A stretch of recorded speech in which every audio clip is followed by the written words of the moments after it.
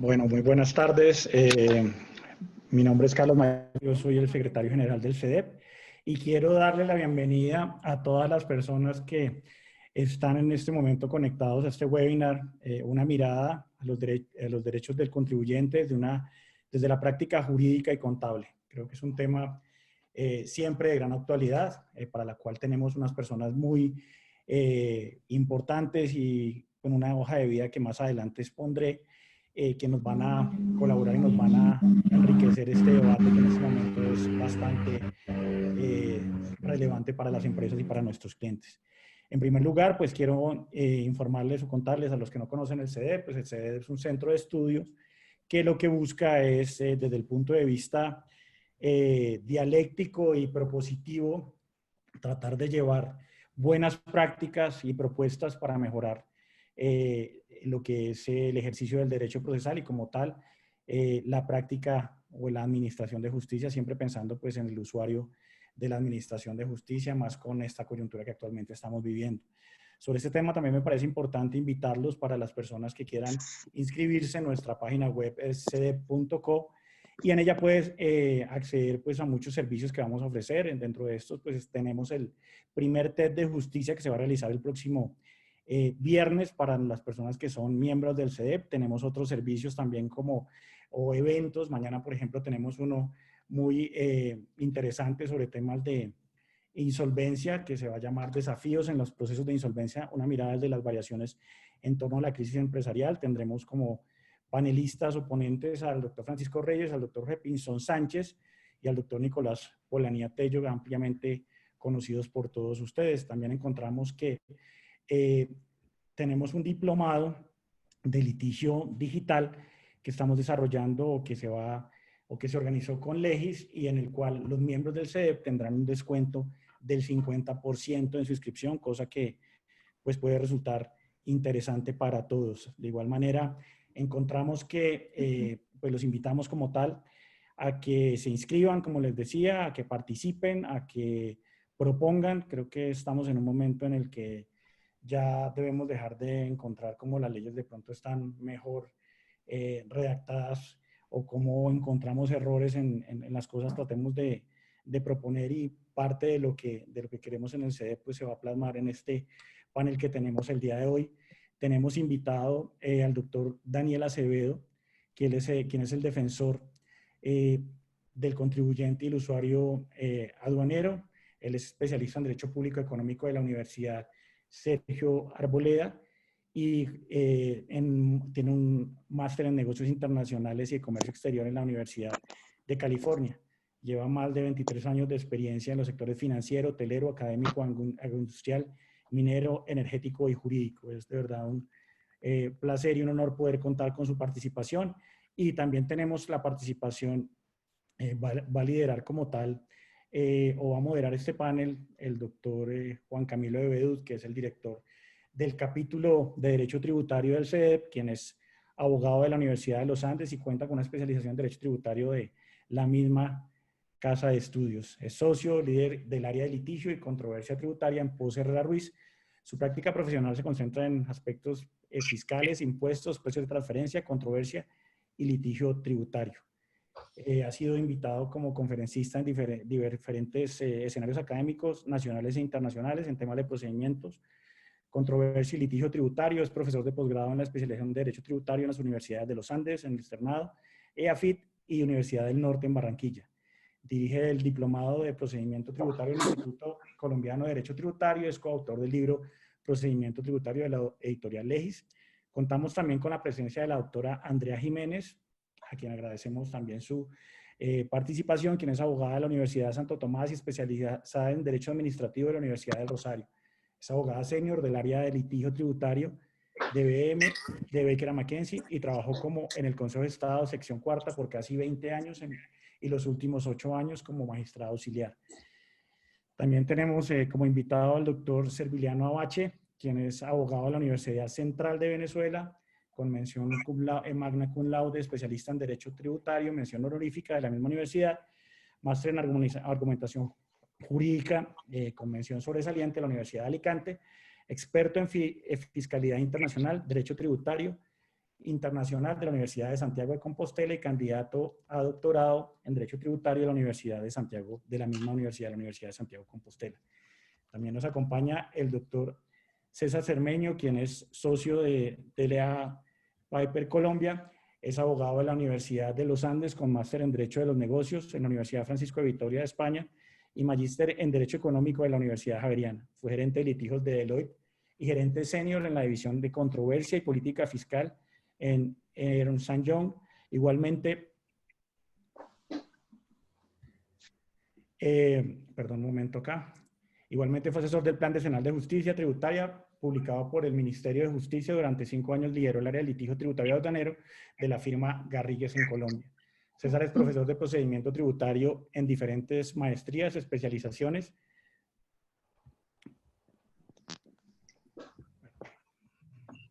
Especializaciones y cursos en las universidades de los Andes, Javeriana, Externado Nacional, Libre y Central. Y además es el vicepresidente del CEDEP, nuestro vicepresidente. También tenemos la presencia del doctor Javier Blel, que es director de litigios de Pricewaterhouse Colombia. Es abogado especialista en Derecho Tributario, en Derecho Tributario Internacional de la Universidad Externado de Colombia. Por más de 10 años, Javier se ha especializado en la resolución de controversias relacionadas con impuestos nacionales, impuestos territoriales, Derecho Tributario Internacional, Derecho Comunitario, precios de transferencia, comercio exterior, aduanas, impuestos indirectos y procesos cambiarios. Es profesor de la Universidad Externado de Colombia en las materias de procedimiento tributario, proceso contencioso administrativo y régimen sancionatorio tanto a nivel de pregrado como posgrado. También ha sido conferencista diplomado de procedimiento tributario, aduanero y cambiario organizado por AP Legis, y Javier también es nuestro director de investigaciones en el CEDEP. Agradeciendo nuevamente la asistencia de todos los presentes y de nuestros panelistas, le doy la palabra al doctor de Bedut para que dé comienzo a este panel. Muchas gracias. Muchas gracias, Carlos. Muy buenas tardes para todos, así como les acabo de escribir en el chat. Qué tremendo gusto tenerlos aquí y ver esta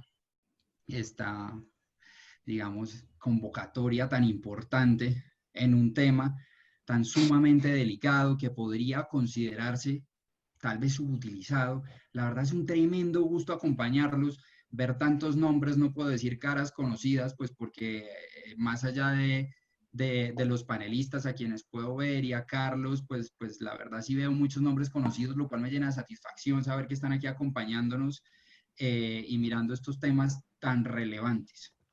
Lo que hemos pensado en conjunto con los panelistas es realizar un webinar distinto, es darle una mirada, como dice el título, a los derechos de los contribuyentes, pero no simplemente leer el decálogo de derechos. Aquí vamos a profundizar desde diferentes puntos de vista. Vamos a ver el marco conceptual, el cual yo les voy a plantear. Sin embargo, luego vamos a ver la posición que tienen los derechos de los contribuyentes desde el punto de vista de la propia DIAN, porque es que recordemos que la Defensoría del Contribuyente, a quien tenemos al defensor acompañándonos como panelista, el doctor Daniel Acevedo, pues es un órgano especial de la DIAN. Entonces vamos a ver cuál es esa posición o esa perspectiva desde allí. También a partir del desarrollo que la doctora Andrea Jiménez, con más de 18 años de experiencia en el Consejo de Estado, nos va a exponer su perspectiva y la perspectiva de la alta corte tributaria en Colombia de cara a este tema tan fundamental. Luego veremos un poco de derecho comparado a partir de un estudio. Yo en una parte de mi intervención también voy a plantear algunos asuntos de derecho comparado, particularmente con Brasil, pero tenemos a Serviliano Abache, experto en esta materia, y nos va a exponer cómo se está viendo y cómo se están analizando, cómo se están ejecutando desde el punto de vista práctico y real los derechos de los contribuyentes en el vecino país, para luego dar paso al doctor Javier Blel, quien nos va a plantear a partir de situaciones prácticas, como nos gusta a los tributaristas, desde el punto de vista jurídico, cómo es esta aplicación de los derechos del contribuyente, que yo realizaré desde el punto de vista, llamemos dogmático o conceptual.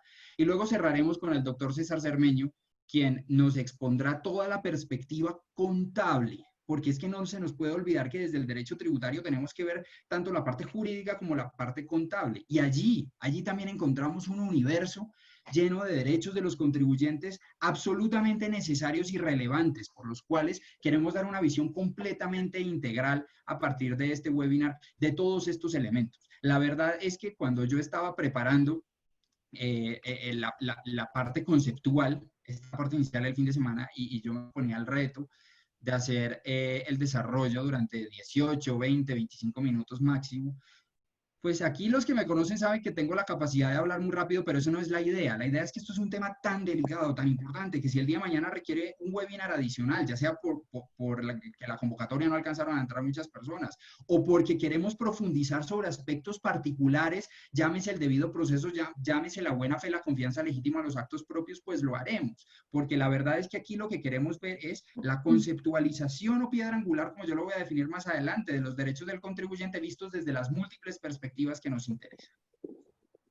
Entonces, sin más preámbulos, entremos en materia. Yo he preparado para hacer el desarrollo, llamemos conceptual, una agenda de 3 temas, en los cuales voy a plantear una introducción y una conceptualización a los derechos de los contribuyentes.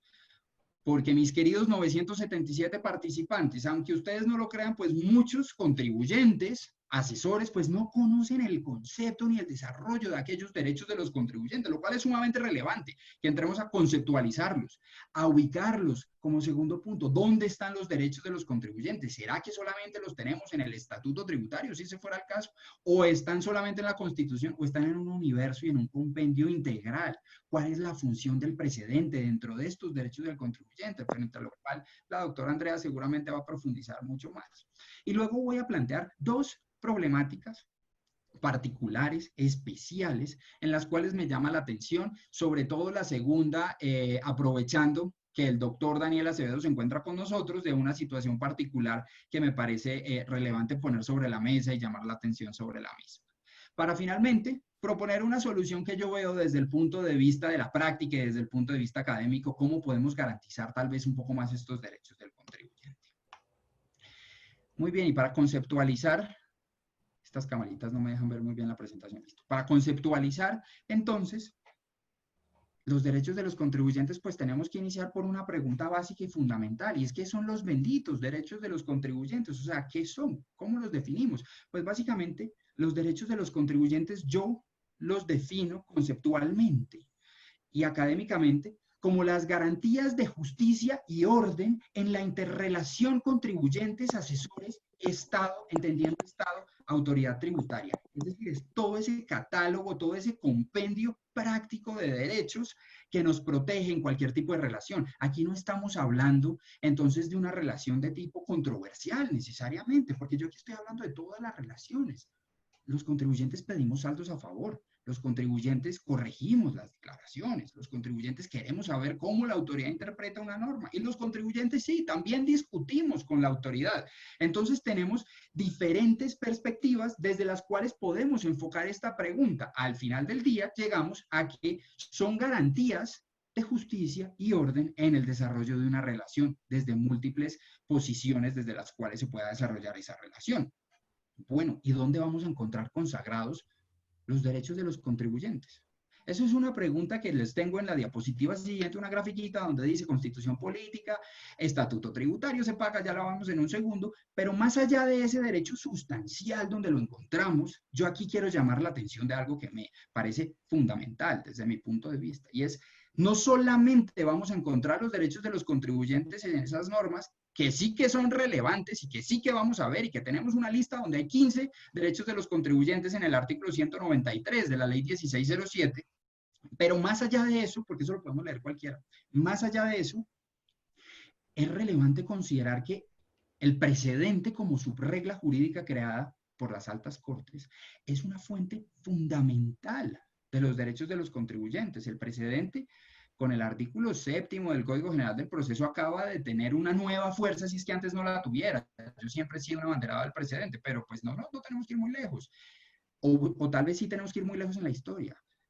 La ley 169 de 1896 en el artículo 4, pues desde allí teníamos la fuerza de la doctrina probable y del precedente. Entonces eso es un punto fundamental que tenemos que considerar en el marco de todos estos nuestros derechos. ¿Cómo vamos a exigir el cumplimiento de los derechos que tenemos? Pues ahí sí me toca contestar de una de las formas que a mí no me gusta contestar. Una forma es la ley lo dice y la otra es depende. Aquí me toca usar la segunda. Pues depende en el tipo de interacción con el Estado, autoridad tributaria en que nos encontremos.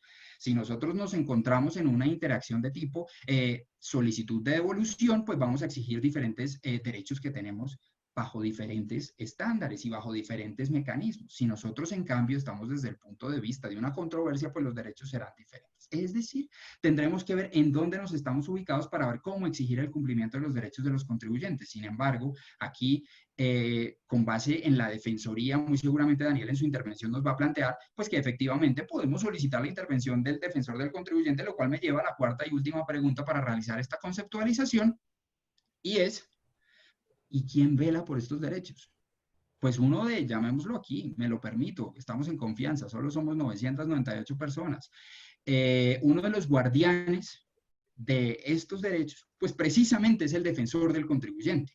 También lo serán los jueces, también lo serán los tribunales, también lo serán los funcionarios con quien directamente interactuemos, porque es que los derechos del contribuyente no necesariamente son sofisticados. Los derechos del contribuyente, en el listado de ese artículo que mencioné antes, 193, también se encuentra que uno lo atiendan cordialmente cuando se dirige a la autoridad tributaria.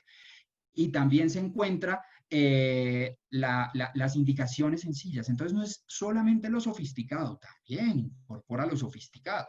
Pero entonces, dependiendo de la circunstancia, pues también vamos a encontrar a diferentes interacciones o diferentes funcionarios que van a velar por el cumplimiento de estos derechos. Sin embargo, lo primero que tenemos que interiorizar es la existencia y conceptualización de estos derechos, porque si muchos contribuyentes no los conocemos, pues mal podemos exigirlos. Entonces, ¿dónde los encontramos? Les decía hace un rato que les había querido incorporar una diapositiva con todas las normas. No me voy a poner aquí a citarlas todas, ni señalar derecho del contribuyente por derecho del contribuyente. En la Constitución, si bien en las diapositivas siguientes voy a desarrollar 6 derechos importantísimos, tal vez los que considero yo más relevantes en gracia y discusión para el marco de cualquier relación con la autoridad tributaria, pues la Constitución nos trae el artículo 29 como debido proceso y es fundamental para cualquier desarrollo de derechos del contribuyente, así como el de buena fe en el artículo 83 o el de sustancialidad en el artículo 228 y muchos otros, justicia tributaria,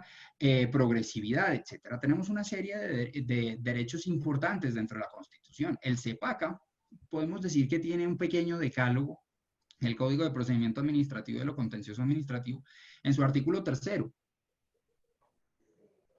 Allí encontramos una lista de 12 derechos que tenemos los contribuyentes y que tenemos cualquier administrado dentro de una relación con el Estado. El Estatuto Tributario, por supuesto, la norma especial que nos ocupa aquí a abogados y a contadores, pues es un compendio normativo que incorpora, pues, múltiples derechos. Resaltemos tal vez el artículo 583 de reserva de los expedientes, en el cual me voy a tener más adelante, o el 683, el principio de justicia tributaria. Entonces, pues tendremos que ver también esa norma de carácter especial para saber qué derechos tenemos. Ahora, el legislador consideró, ustedes aquí todos o la gran mayoría sabe que cada 2 años en Colombia tenemos reformas tributarias y bueno, pues en la reforma tributaria del 2012 tuvimos una incorporación bastante importante y en el artículo 193 efectivamente se listaron 15 derechos que tenemos los contribuyentes. Yo en las clases que dicto en diferentes universidades en pregrado, usualmente, no siempre, pero alguna vez, pregunto si conocían la existencia de un artículo que enumere derechos de los contribuyentes. La respuesta a esa pregunta normalmente llamaría la atención porque no es algo que tal vez se haya dado a conocer muchísimo. Sin embargo, con los cambios que ha venido dando la DIAN y la Defensoría, pues esto se ha empezado a dar a conocer, lo cual, digamos, es fantástico y es una garantía de los derechos de defensa. Finalmente, tenemos que el Código General del Proceso y el Código Civil, pues como normas supletorias para efecto de cualquiera de estas situaciones, pues incorporan múltiples y sendos derechos relacionados con los contribuyentes. Muy bien. Ahora entremos en materia. Entremos en esos 6 derechos que les dije que iba a mencionar. Solo voy a mencionar 6, pero no se preocupen que no me voy a extender. En esta diapositiva hay 3. O sea, ya aquí voy la mitad.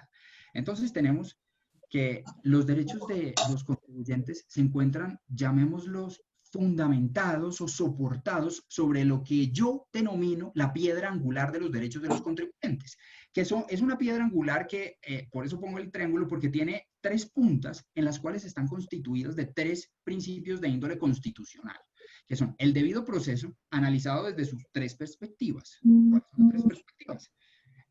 La competencia, el derecho de defensa y contradicción y el propio procedimiento detallado en la norma. Entonces, a partir de esos 3 elementos, se incorpora o se configura el debido proceso como un elemento estructural de todos los derechos de los contribuyentes. Podríamos decir que estos 3 principios son el empaque fundamental de los derechos de los contribuyentes. Luego tenemos uno que ha dado mucho de qué hablar y que yo voy a poner de qué hablar más adelante en un ejemplo que les voy a plantear o en una situación, porque no es un ejemplo, en una situación práctica que les voy a dar, y es el principio constitucional de buena fe, confianza legítima y actos propios. Si ustedes leen el artículo 83 de la Constitución, van a encontrar que ahí dice que debe garantizarse o que se presupone la buena fe de las actuaciones del Estado para con los contribuyentes. Sin embargo, ese principio de buena fe apareja o acarrea elementos importantísimos de cara a la materialización de los derechos del contribuyente, precisamente porque de la buena fe se deriva eso que yo dije hace un momento, y es la confianza legítima, es decir, la confianza que nosotros como contribuyentes, nosotros como contadores, nosotros como abogados, como asesores, pues confiamos legítimamente en lo que el Estado nos plantea, y a partir de ello, entonces actuamos. Empezamos a ver aquí un poco mucho más de sustancia, porque si el Estado actúa de cierta manera, pues yo puedo confiar en que esa actuación se va a mantener.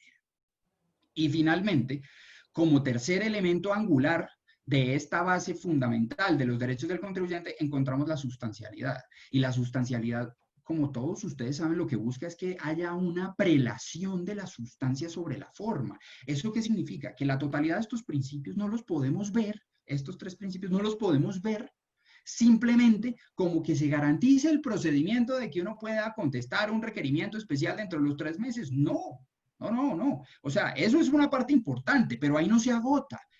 La sustancialidad lo que exige es que efectivamente no solo se permita, sino que se resuelva y se valore con fundamento en los elementos que estén incorporados en cada actuación, sean de hecho, sean de derecho o sean probatorios. Lo cual me lleva de la mano a este siguiente derecho del contribuyente. Si ustedes hacen una lectura rápida, incluso no tiene que ser muy detallada, del artículo 193 de la ley 1607, en el numeral segundo, encuentran que nosotros, los contribuyentes, tenemos derecho a estos 3 elementos. No solo se encuentra en esa norma, están muchas más normas, artículo 42 del CEPAC y demás, pero lo quiero enfocar concretamente en este, y es que cuando los contribuyentes hacemos peticiones a la autoridad tributaria, estas deben ser resueltas completamente.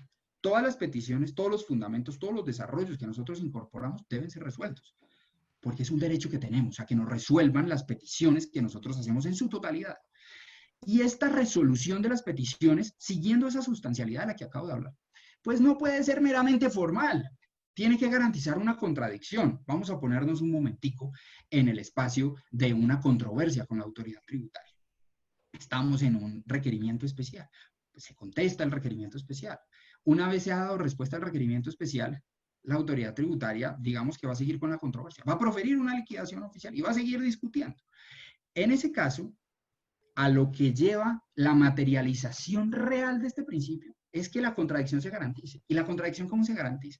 Pues se garantiza precisamente en la liquidación oficial cuando le dicen al contribuyente, pues sus presupuestos jurídicos no se configuran en este caso porque usted no demostró la materialización de los hechos que los generan o porque sus pruebas no son conducentes para demostrar el hecho que usted pretende demostrar, porque el certificado del revisor fiscal no es la prueba de absolutamente todo. Podría ser un ejemplo. Es decir, a lo que voy aquí es que debe de plantearse en forma expresa y sustancial el motivo por el cual no se le da la razón al contribuyente, como una garantía real de la contradicción, como parte de ese principio fundamental, incluso el debido proceso. Y finalmente, pues la autoridad tributaria deberá decir, bajo sus propias interpretaciones de los hechos, de las pruebas y de la ley, pues precisamente porque está realizando la modificación. Esto es absolutamente fundamental, tanto en el marco de una discusión, como yo acabo de plantear el ejemplo, pero piensen que también puede ocurrir en una solicitud de devolución, en el cual se realicen inadmisiones sucesivas. Bueno, ¿pero por qué?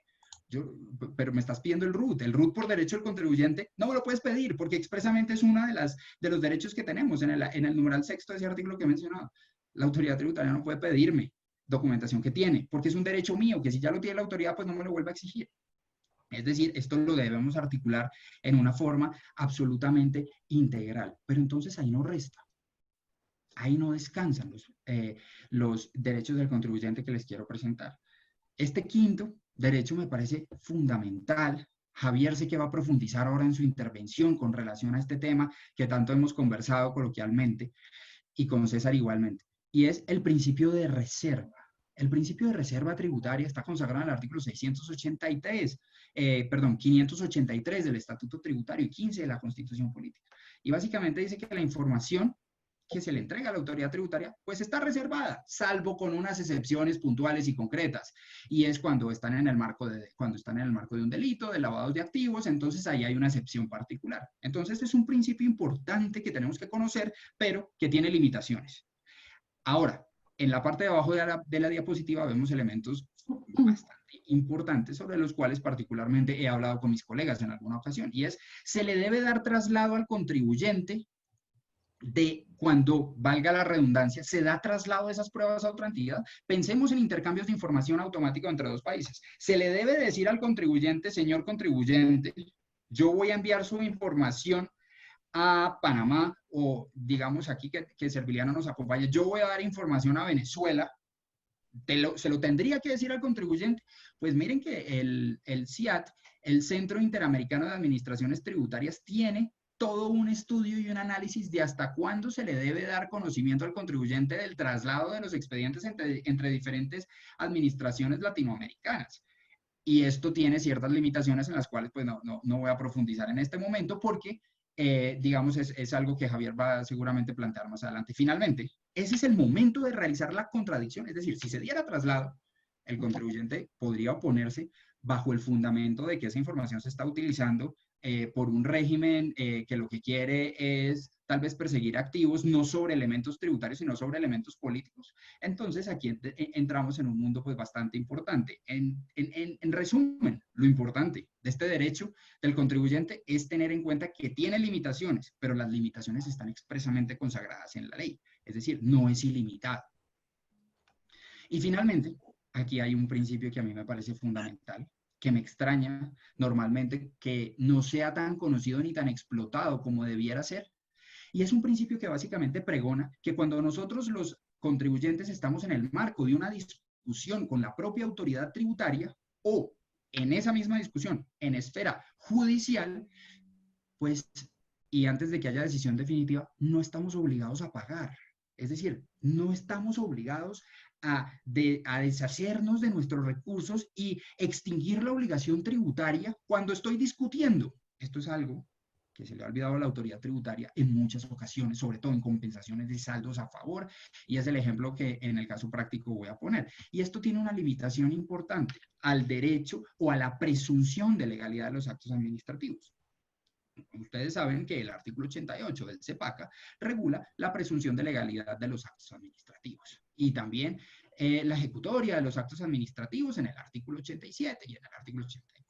El asunto es que esto es una excepción a esa ejecutoria de los actos administrativos de índole tributaria cuando se determinan valores a pagar. Sin embargo, desde el punto de vista de la normativa especial tributaria en el artículo 831, numeral tercero, si la memoria no me falla, del Estatuto Tributario, pues también está esta excepción. Sin perjuicio de ello, es un derecho del contribuyente el no pago de tributos mientras está discutiendo. Esto, si ustedes se lo plantean a un brasilero o a un ecuatoriano, les van a decir que es una maravilla, porque es que en Brasil, cuando ustedes van a ir a litigar, tienen que haber pagado el impuesto primero y luego van y litigan después de haber pagado. Igual en Ecuador, o tienen que suscribir pólizas del 100% del impuesto al menos. Es decir, aquí en Colombia tenemos desde el 2012 un principio que es importantísimo, y es que no nos pueden exigir el pago de ningún tipo de tributo mientras lo estemos discutiendo. Dos situaciones prácticas, una posible solución, y le doy la palabra al doctor Daniel Acevedo. Una discusión práctica que aquí los que han sido alumnos míos saben que me gusta proponerla normalmente, y es lo que podría yo considerar desde el punto de vista académico como un ataque directo del legislador al principio de buena fe y confianza legítima del que hablé antes y respeto por los actos propios. El artículo 28 del CEPACA señala lo que está incorporado en la diapositiva, y es que, salvo disposición legal en contrario, los conceptos que emiten las autoridades no son obligatorios. Es decir, no constituyen una disposición normativa sobre la cual uno se pueda fundamentar. Ojo, aquí lo dice muy claro, salvo disposición legal en contrario. Vamos a ver qué pasa en temas tributarios. En temas tributarios hay disposición legal en contrario. Lo teníamos desde la reforma tributaria de 1995, la ley 223, que en el artículo 264, que no lo voy a leer, se lo pongo ahí para que ustedes lo vean, decía expresamente que mientras los conceptos que hubiere proferido la DIAN con relación a interpretaciones normativas estuvieran vigentes, pues no se podría cuestionar la actuación del contribuyente que hubiera sido realizada al amparo de esos conceptos. Es decir, que si hay un concepto, constituye una norma exigible para los contribuyentes, una garantía absoluta del principio de buena fe, confianza legítima y respeto por los actos propios. Era una norma, digámoslo, de forma clara, buenísima y clara, sin lugar a interpretación. Ahora, la verdad es que el legislador modificó este artículo, de hecho lo derogó e incluyó uno nuevo en la reforma del 2018, y luego en la reforma del 2019 pues volvió a incorporar la modificación o la nueva inclusión que había terminado con un ajustico pequeñito por una inconstitucionalidad que tenía. Y ahora tenemos el artículo 131 de la ley 2010, que básicamente dice que los conceptos son obligatorios para los funcionarios, pero que los contribuyentes pues podemos sustentar nuestras actuaciones con base en la ley. A ver, nosotros los contribuyentes siempre hemos podido fundamentar nuestras actuaciones con base en la ley. No necesitamos que una norma especialmente nos dice que nosotros fundamentamos la actuación realizada con base en la ley. Eso no es necesario. Eso es el derecho, básicamente. Sin embargo, con base en este nuevo artículo, muchos funcionarios de la autoridad tributaria lo que están interpretando es los conceptos son obligatorios para los funcionarios de la DIAN, pero cuando el funcionario de pronto no lo conoce, el contribuyente no lo puede exigir como aplicable en un caso particular, lo cual realmente no es el alcance que nos está planteando la norma, porque si el concepto siempre es obligatorio para el funcionario, pues cuando el contribuyente se lo entrega y exige su cumplimiento, uno, el contribuyente se está basando en la ley, porque este artículo está en la ley, y dos, pues para el funcionario es obligatorio. Luego, pareciera un atentado en contra del principio de buena fe, confianza legítima y respeto de actos propios por parte del legislador haber realizado esta modificación, porque más allá de buscar confundir la aplicación de la misma, pues realmente a mí no me termina de quedar muy claro cuál fue la intención de realizar este cambio que se hizo. Y finalmente, última situación práctica que quisiera poner sobre la mesa, en esta no me voy a detener mucho, doctor Daniel, esto simplemente es algo que ha venido ocurriendo y que a mí me parece relevante considerar desde el punto de vista de la Defensoría del Contribuyente, y es, a mí me había pasado hace muchos años, realmente tengo una situación de estas en 2015, pero nunca había vuelto a ocurrir, y es lo siguiente. Recuerden ese principio que les dije, que es que los contribuyentes no tenemos que pagar mientras estemos discutiendo. Pues lo que está pasando en la práctica es que ese derecho de los contribuyentes se está diluyendo.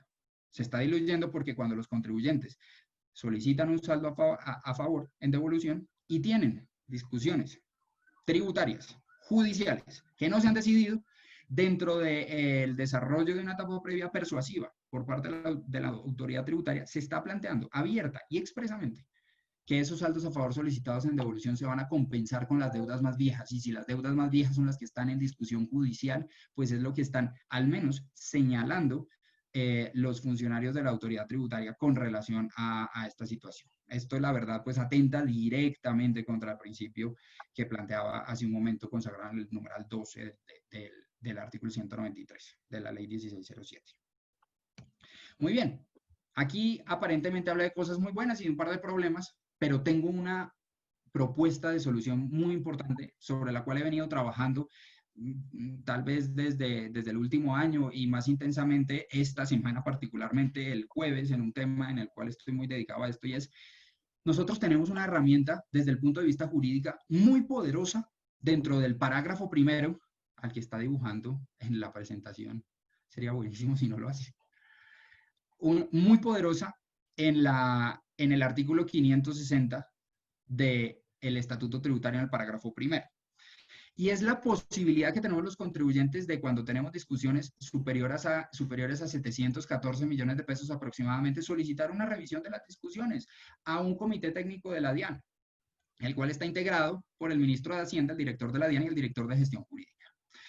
Sin embargo, este comité técnico, los que lo hemos usado, sabemos para lo que sirve.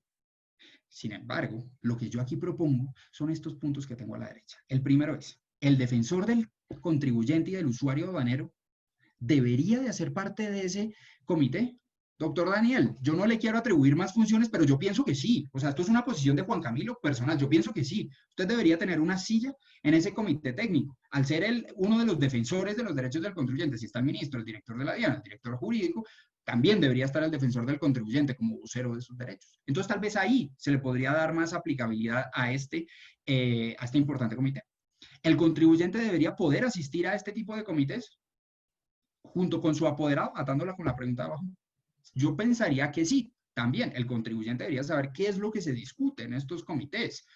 Ahora, el contribuyente debería tener una oportunidad de presentar una posición. Eso sería interesantísimo. Llevaríamos la oralidad que tenemos en la justicia ante los tribunales a la justicia administrativa directamente con la propia DIAN. Eso sería interesantísimo, presentar en un término razonable, 10 minutos, 15 minutos, unos alegatos relacionados con la discusión.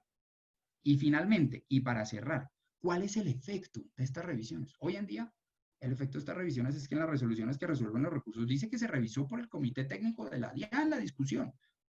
Y ya. Y ya. Es decir, eso es lo que se revisó. Señores, le cumplimos con su debido proceso, parte procedimental, desde el punto de vista formal, porque sí, lo revisamos, pero igual le confirmaron. No sabemos qué dijo, no sabemos cuál es la exigibilidad de lo que se dice en esos comités. Luego debería, en tantas reformas tributarias que hay, debería de modificarse este comité técnico y darle fuerza real de aplicación. Con base en este marco normativo, en este catálogo fundamental de principios que, como ven, no se limita a un mero catálogo, pues realmente vamos a ver esas posiciones desde la defensoría, desde los jueces, desde el derecho comparado, desde la posición de los asesores abogados y desde la posición de los asesores contadores a partir de las intervenciones de los demás panelistas. Muchas gracias, doctor Daniel Acevedo. Es suyo el escenario. Dejo de compartir. Adelante, Daniel.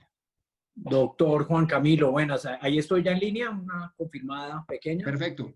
Perfecto. Bueno, mil gracias, doctor Juan Camilo.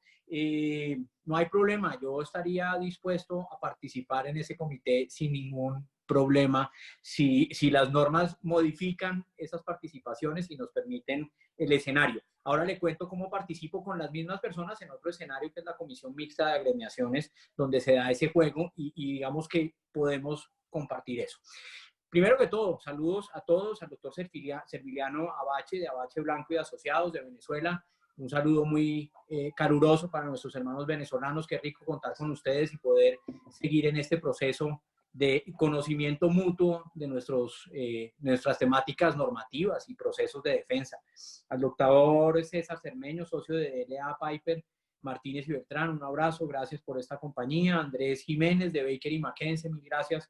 Al doctor Javier Biel, director de Pricewaterhouse, mil gracias, y al CDF en general, a todos los que están asistiendo hoy, mil gracias por este escenario que nos permite seguir en este proceso de difusión, de conocimiento de nuestros contribuyentes, nuestros usuarios, y que sepan que hay un defensor del contribuyente y del usuario que permanentemente está a la escucha y tratando de ayudarles.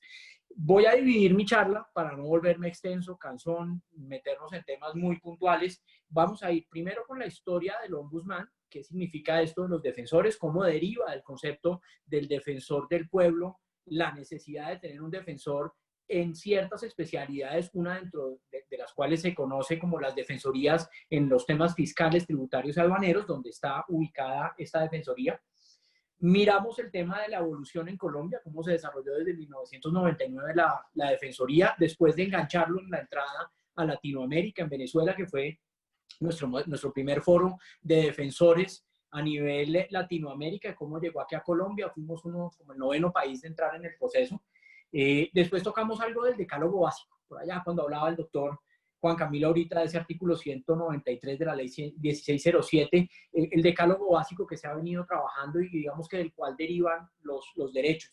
Ahí van a encontrar una posición y es la que me parece a mí como abogado, no como defensor, yo tengo que ceñirme a lo que me dice la norma, pero a mí la especialización, los decálogos, los listados de 15 puntos de derechos, me parece que cuando entran al proceso de especialización, lo que genero, esa especialización segmenta y me quita la posibilidad de manejar temáticas globales. En mi concepto, debiéramos, como lo voy a explicar en todo ese camino histórico, debiéramos volver al concepto de derechos más amplios, de situaciones más amplias, porque es que al contribuyente no lo podemos segmentar en 3 o 4 situaciones si de las cuales no se da ese efecto específico de la tipificación, si lo miramos como abogados, está por fuera de la tutela o del cuidado de derechos. Creo yo que entre más genéricos tengamos los campos, más tendríamos campo de acción los defensores para poder trabajar. Les voy a contar, después de ese decálogo básico, cómo ha sido la entrada en funcionamiento de la nueva defensoría, este proceso que estamos tratando de llevar a cabo con el doctor José Andrés, de cambiar la DIAN. Y ahí vamos a hablar un poquito de esa teoría vieja de los perros de la DIAN, los Doberman, esa publicidad que era terrible, el comercial del señor en el cumpleaños diciendo que conocemos todo, donde la gente se siente agobiada. Eso está cambiando y esa DIAN está desapareciendo y vamos a volver esta DIAN una DIAN cercana, una DIAN eficiente, modernizada desde el punto de vista tecnológico. Ya les cuento cómo.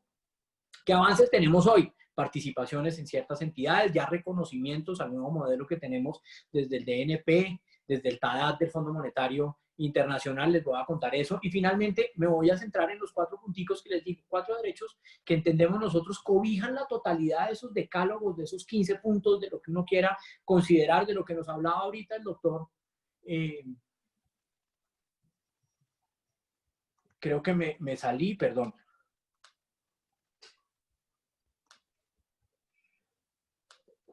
Juan Camilo, perdón, tuve un bache de información, ya estoy de nuevo en la línea, aquí lo tengo en 2 computadores al tiempo, hubo algo que me salí, pero bueno. Y al final les voy a contar esos cuatro derechos que consideramos nosotros son los que cobijan todo y donde quisiéramos llegar de pronto. Hoy estamos tratando de compilar en 10 elementos fundamentales, podrían ser 4 muy importantes. Entonces, vamos al grano. Lo primero, la historia del ombudsman, de este defensor del contribuyente y el usuario aduanero, ¿cómo crece? Históricamente es milenario. Este tema arranca allá en el siglo VII a.C. en Grecia, donde el emperador nombraba a un funcionario encargado de controlar las actividades de los otros funcionarios del gobierno. Tanto en la polis, en el concepto de municipio-gobierno, como ustedes se acuerdan en el tema griego, allá nacen esos primeros revisores que estaban pendientes de la actividad de los funcionarios.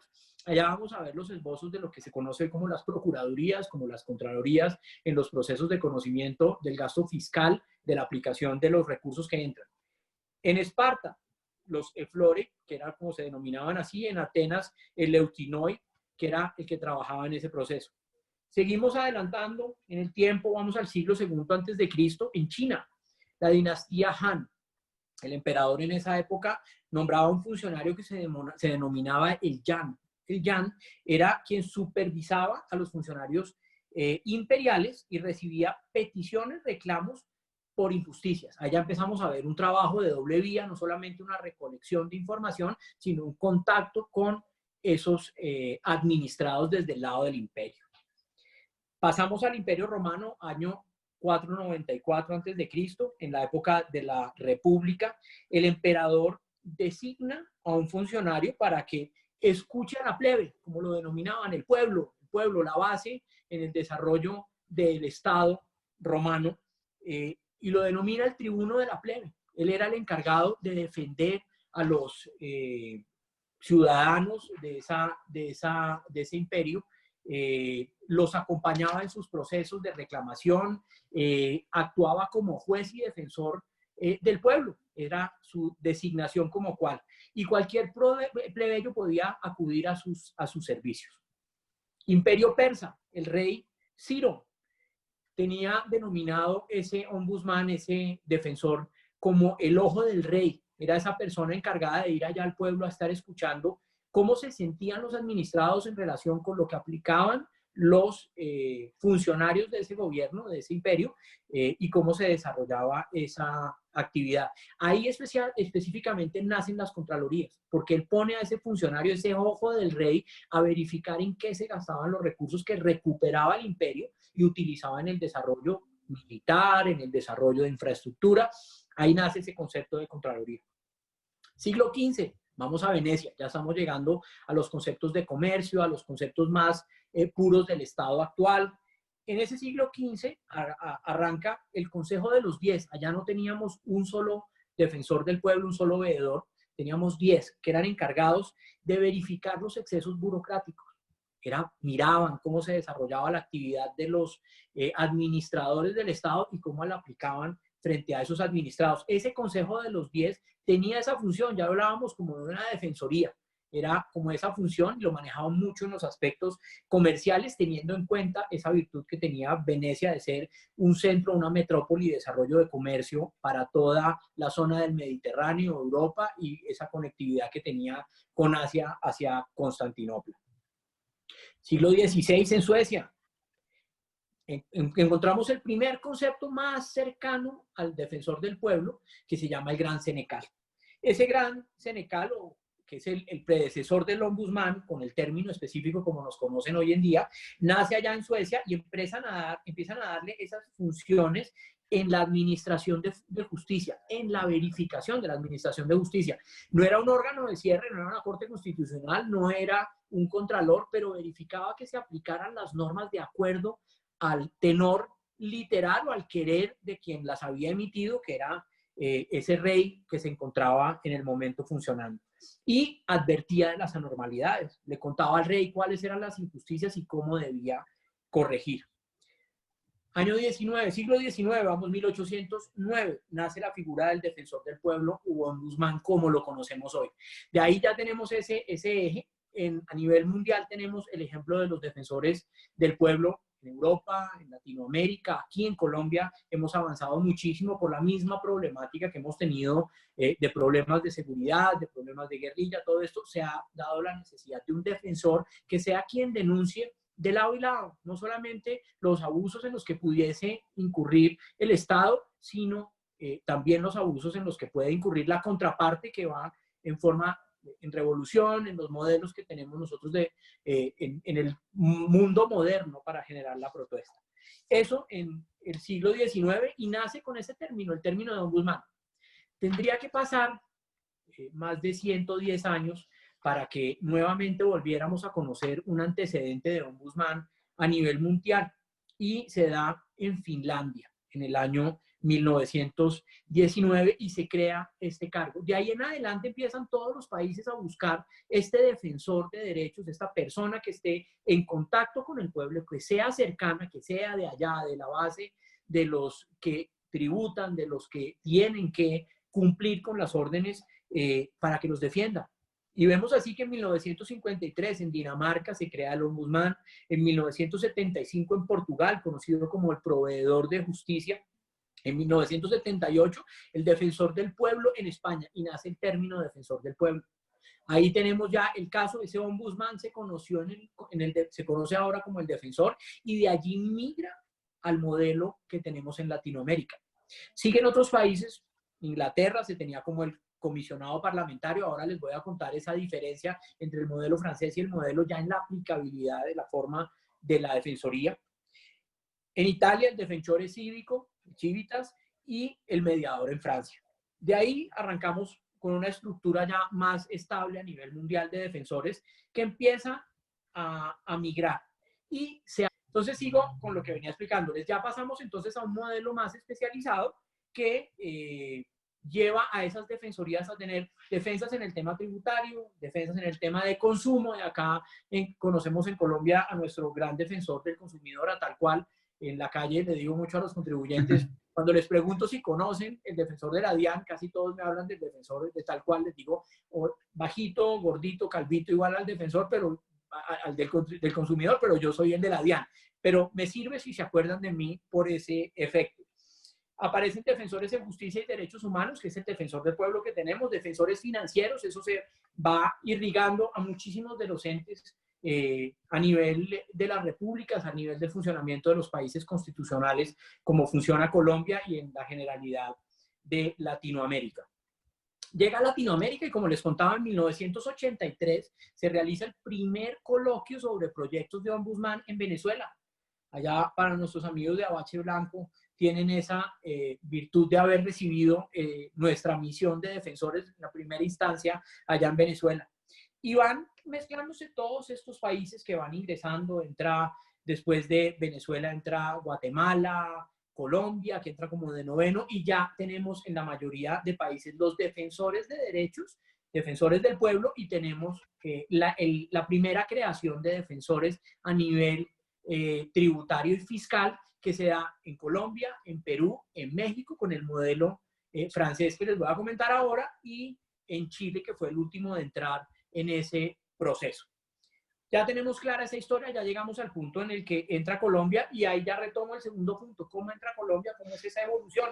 Y tenemos que en el año de 1999, en unas funciones especiales de un presidente, mediante el decreto 1071 de ese año, en el artículo 31 de ese decreto se crea la Defensoría del Contribuyente y le dan unas funciones especiales. Esas funciones, muy rápido, 6 funciones: formular recomendaciones al director general de la DIAN, y ahí ya vamos, les explico. El defensor se pronuncia dentro de la DIAN mediante 2 tipos de documentos. Unas que son las recomendaciones estratégicas, que son las de tipo general, que se le solicitan, sean atendidas al director general para efectos de mitigar una situación de posible vulneración de riesgo en la generalidad de la norma, o las que son ordinarias, que se van a los funcionarios de la DIAN. Si ustedes entienden la DIAN como una entidad orgánica, tiene 54 direcciones seccionales a nivel nacional, tiene una dirección de grandes contribuyentes, tiene un nivel central, que es donde está el director y los directores de gestión, donde se da la línea general.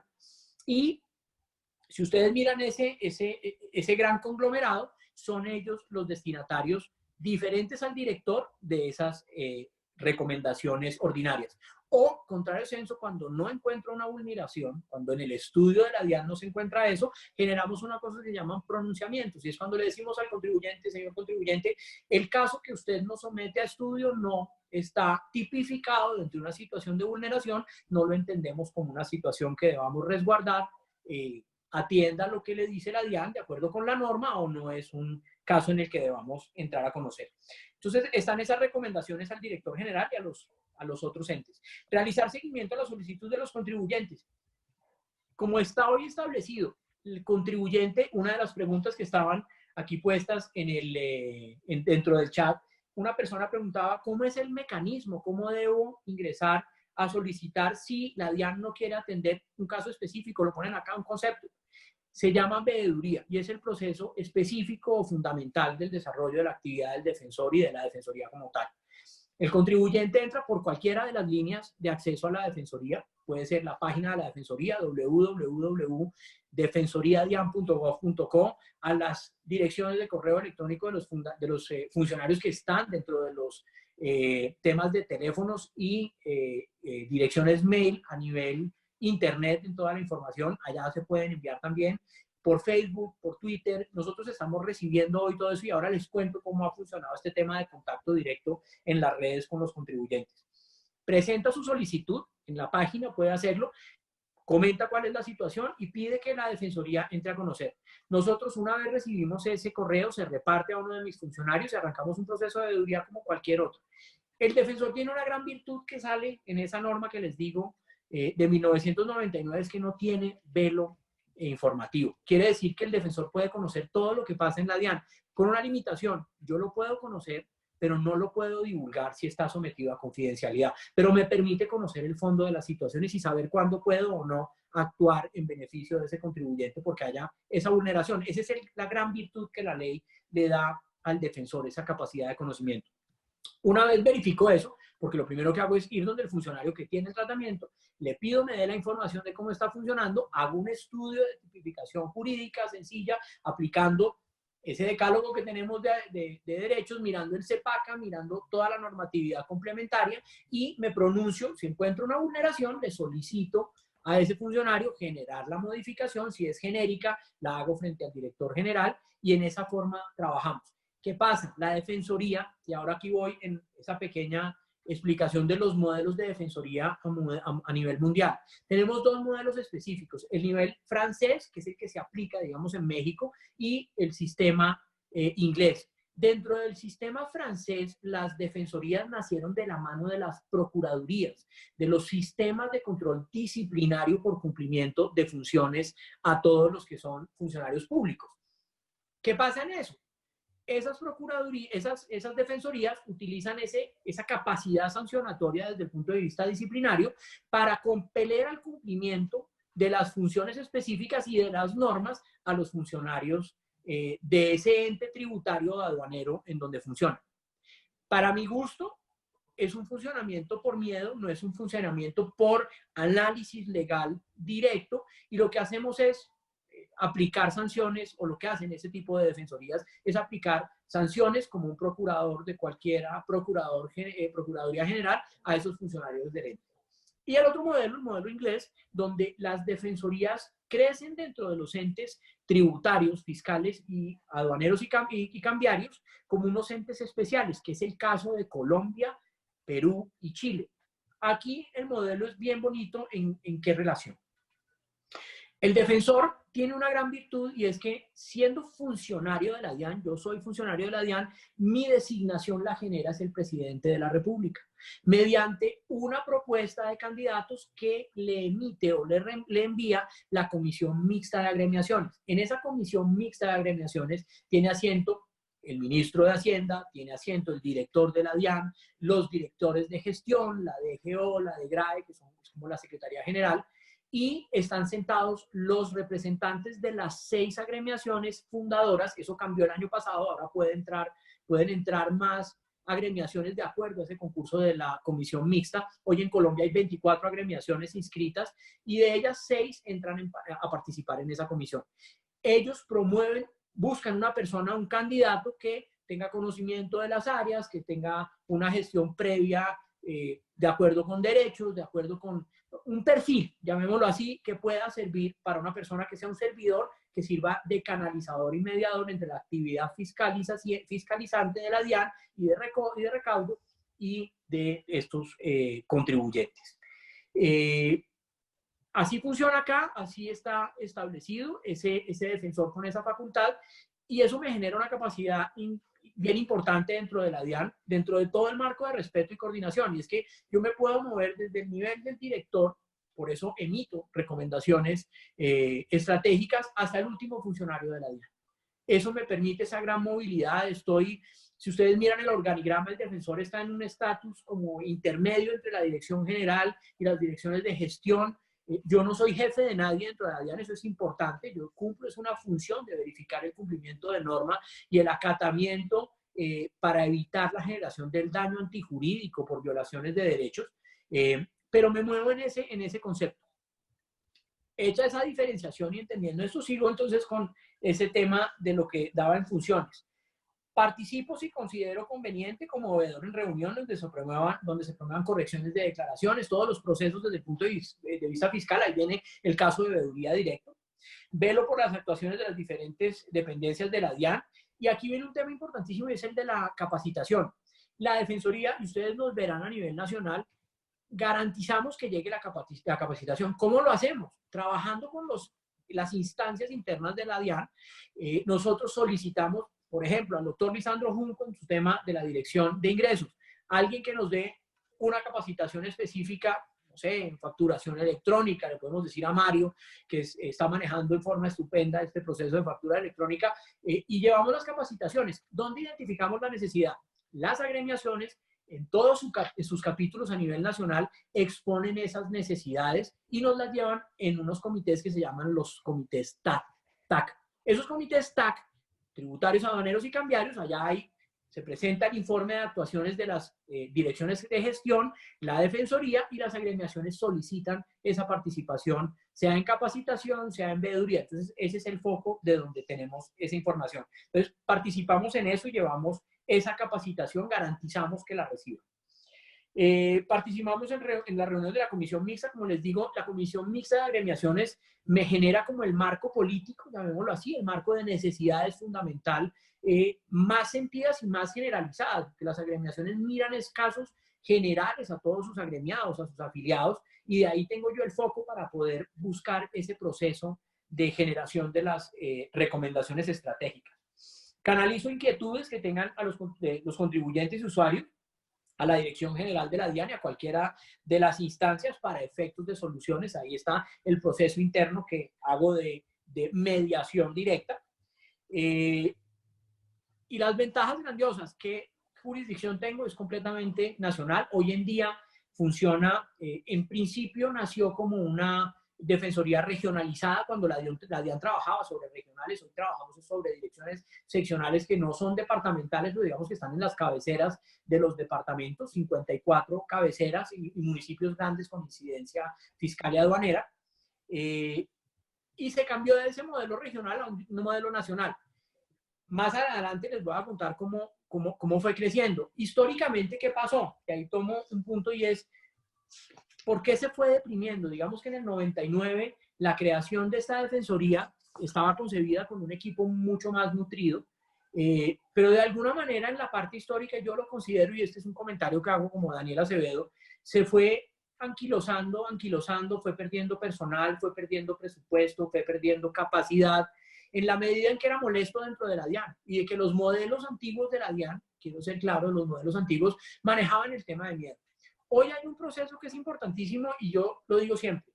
Hoy el doctor José Andrés Romero trae un modelo de DIAN diferente, un modelo de DIAN operativamente llevado frente al servicio, con modernización, y busca cambiar ese concepto de los perros de la DIAN, del mal servicio, y tiene un ejemplo muy bonito. Él hace un símil en donde nos dice, la DIAN es como una gran balanza.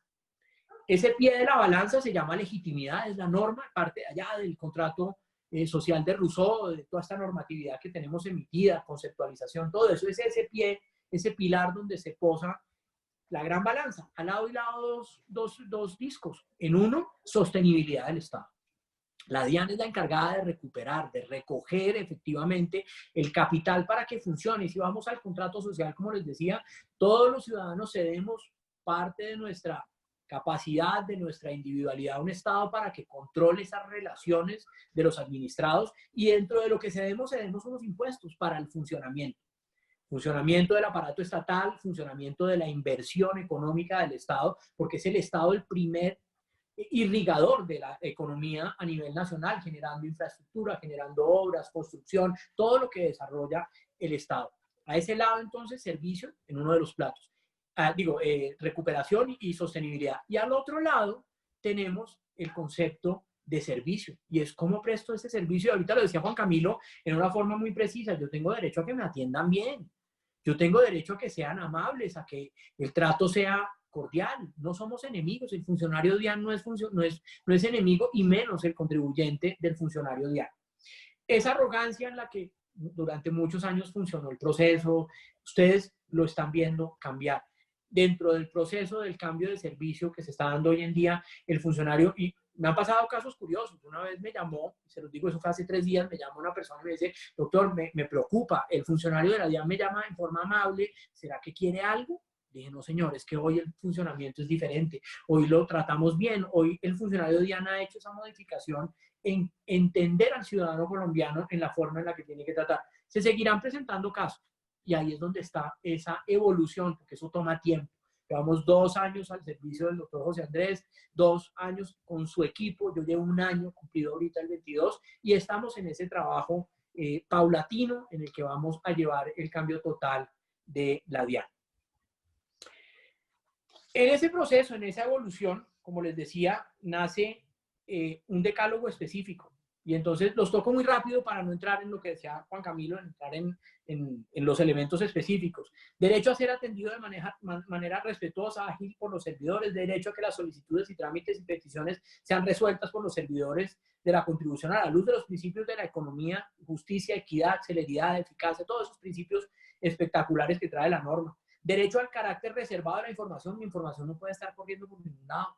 Y eso pasó en algún momento. La información, hoy con las leyes que tenemos de habeas data, de protección de la información, que la DIAN es hoy en día una empresa dedicada al cuidado de eso, el RNBD, registro de bases de datos, todo ese tipo de cosas, estamos cuidando más que no haya filtraciones de información de nuestros contribuyentes. Ese derecho lo tienen todos los contribuyentes, a que nadie se entere si estoy debiendo, a que nadie se entere si tengo una calamidad y por esa desgracia estoy como omiso o alguna situación. Esa confidencialidad la puedo tener desde el lado del manejo de la información. Derecho a que se observe el debido proceso, y allá voy a ir dentro. Ese es uno de los importantes cuando les digo que yo quisiera compilar en 4 derechos fundamentales, porque cuando hablo de debido proceso, cojo el CEPACA, el Código de Procedimiento, lo que quieran, toda la normatividad y debido proceso, se aplique la ley de la forma adecuada, sin hacer esguinces, sin hacer la vuelta, como decimos nosotros los colombianos. Sexto, derecho a recibir orientación efectiva de la información actualizada. Ustedes están viendo, hay un proceso en el que está trabajando el doctor José Andrés, es facturación electrónica. Estamos tratando de que la información llegue en forma más eficiente. Eso se va a compilar dentro del sistema y no vamos a tener problemas en conocer qué es lo que realmente se tiene que tributar. Eso va a ser, es el gran paso que va a tener la DIAN a efectos del conocimiento de la información. Ustedes ven la exógena. Hace 2 meses tuvimos un problema, teníamos vencimiento el 30 de junio. Muchas personas hicieron una firmatón desde Cúcuta, muchas personas, 5.000, pidiéndole al director que corriera las fechas por esta situación del COVID. Él advirtió y fue claro, les dijo, miren, tenemos una situación y es, en este momento, si yo corro la exógena en un plazo muy largo, voy a tener problemas para entregarles la información para las personas naturales en su declaración de renta, porque de ahí se nutre esa información cuando yo les envío la sugerida. Cuando la DIAN emite ese mail donde les dice a ustedes sus ingresos reportados por exógena son tanto, verifique, aplique las deducciones, aplique la tasa, la tarifa y declare, por favor, de forma voluntaria. Esa información la hacemos con eso. ¿Qué pasó? Nos corrimos 16 días. Estas 2 semanas que hemos estado ya para arrancar vencimientos, mucha gente me dice, doctor, todavía no hay información. Ya mucha está rodando, mucha se está poniendo en conocimiento de todos los colombianos. La dirección de gestión, sistemas, todos están haciendo un esfuerzo muy grande, pero desgraciadamente haber corrido esos 16 días está trayendo esa colgada en el trámite de información, porque es muchísima información. Cuando hablamos de Big Data, la DIAN en Colombia es una de las entidades que tiene el manejo más grande de Big Data. Nosotros hacemos cruces de información con entidades financieras, con todas las empresas a nivel nacional. Imagínense el océano de empresas que tiene Colombia, todas remiten la información exógena, todos los reportes electrónicos, y allá hay que procesarla. El sistema tiene que procesar todo eso y remitirle a cada colombiano ese estimado verificado con el cruce electrónico que hacemos de su información. Derecho a obtener la información, derecho a obtener respuesta escrita y clara. Lo que decían hace un rato, hablaba con un contribuyente y me dice, no, es que yo pido un concepto, pido que me contesten y tengo que hacerlo en 3 oportunidades porque me contestan de otra forma. Hoy el trabajo desde la dirección jurídica, el doctor Pablo Mendoza, la doctora Liliana, el trabajo en conceptualización con los cambios que trajo la ley en la modificación en el año 17, en el 2017, está mejorando esa capacidad de generar conceptualización y dejó de ser ese concepto genérico que teníamos antes a entrar con cierta especificidad y aplicación. Derecho a que la DIAN facilite el cumplimiento de las obligaciones tributarias. Sí tiene que ser así. Yo tengo que facilitar el tema aduanero, el tema tributario. En aduanero tenemos el nuevo código, el nuevo estatuto, y estamos tratando de bajar los parámetros. Cuando empezó esta administración teníamos parámetros de 17 días en el desaduanado de mercancías. Increíble, estamos por fuera de los estándares mundiales. Tenemos estándares, países como Estados Unidos en puertos como Long Beach, 2 horas y media están desaduanando. Desde que baja del buque, se pone sobre la plataforma y tengo revisión y procedimiento para poder empezar a pagar mis tributos y tener mi mercancía nacionalizada. Hoy en Colombia estamos trabajando ya no en temas de 17 días. Hoy con el nuevo modelo, con lo que está haciendo la doctora Ingrid en ese mejoramiento continuo, estamos ya en procesos que pueden tardar 48 horas. Tenemos situaciones donde se presentan casos que hay que hacer investigaciones, revisar el tema de precios, todo este tipo de cosas que nos lleva a estudiar un poco más y poder suspender. A veces tenemos inclusiones forzosas porque el contribuyente no conoce bien la normatividad y desgraciadamente se ve forzada la DIAN a suspender el proceso, pero se le dan 5 días para que lo presente. Hoy estamos dentro de los estándares correctos, por lo menos a nivel OCDE estamos dentro de los estándares en tiempos normales. Y derecho a recibir todos los beneficios. Aquí los beneficios tributarios, las exenciones, los descuentos, cuando hay facilidades, todo este tipo de cosas, eso no puede segmentarse a ningún colombiano. Todos tienen derecho a hacer uso de esa norma y no es, y eso lo quiero decir como defensor, tenemos que dejar de satanizar la aplicación de los beneficios. No es un mal colombiano el que hace su proceso para establecer exactamente qué es lo que tiene que pagar y utiliza los beneficios que la norma le da. Mal está evadir, mal está ilusionar, mal está inventarnos vericuetos, hacer las programaciones tributarias que se utilizan. Si lo hacemos dentro de los esquemas legales, bienvenido. Para eso lo da la ley y ese es un derecho que tienen todos los colombianos. A partir de ese tema, entonces vamos avanzando. Los puntos específicos que se han ido creando. Les cuento cómo ha ido evolucionando esa normatividad.